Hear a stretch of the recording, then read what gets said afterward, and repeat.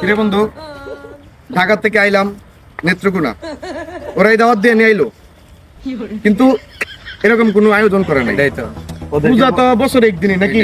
ওদেরকে বলা উচিত তাইলে। এই 4-5 দিন উদুম খাইলাম, উদুম না গেলে কি মজা লাগবো? খাইলাম, ঘুরলাম ফিরলাম, তোরা দূর পেড়া, তোরা কোনো কাজেরই না বেড়া। কি বেড়া উল্টাপাল্টা কইতেছ? ঢাকাতে আসছিস কি দেখি কি তুই ঢাকার কালচারে পড়ছিস দেখি কি আমাদের এলাকা নষ্ট করবি?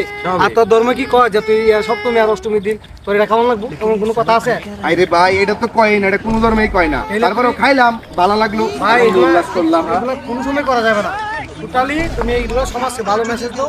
ঢাকার থেকে আসি যে সব কালচারের সাথে জড়িত নেবার ওয়েস্টার্ন কালচার বাদ দাও, তুমি তোমার নিজের দাদা হও, তুমি শরীরে যেটা কতই তুমি এটা কেন খাইবা নাকি বলো?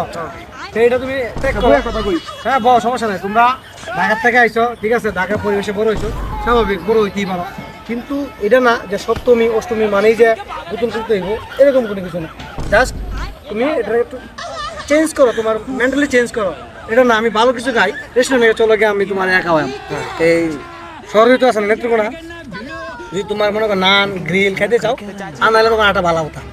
নেত্রকোনা গয়নাতে বালিশ মিষ্টি জিআই পণ্য হয়েছে, এটা তোমার পূজার মধ্যে খাওয়া পেট ভরে যা সবারই এটা বিখ্যাত, হ্যাঁ, ঢাকা শুনছে এটা। এটা মানে ইন্টারন্যাশনাল ট্যাগ, এটা আমাদের নেত্রকোনা গর্ব হয়ে গেছে, ঠিক আছে। নো সপ্তমীর মধ্যে বুধ তোলাগুলি ডাইরেক্ট গয়না থেকে সবাই চিল করবো। আরে ভাই, আরেকটা বিষয় কি জানো? আরেকটা মিনিট, এক মিনিট ভাই, বলি দাদা কই তুই? এদিকে একটু এদিকে আই না। কও ভাই একটা আলাপ করি বাবু।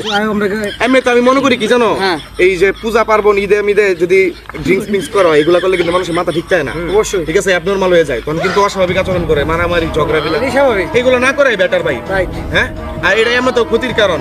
Drinks is injurious to health.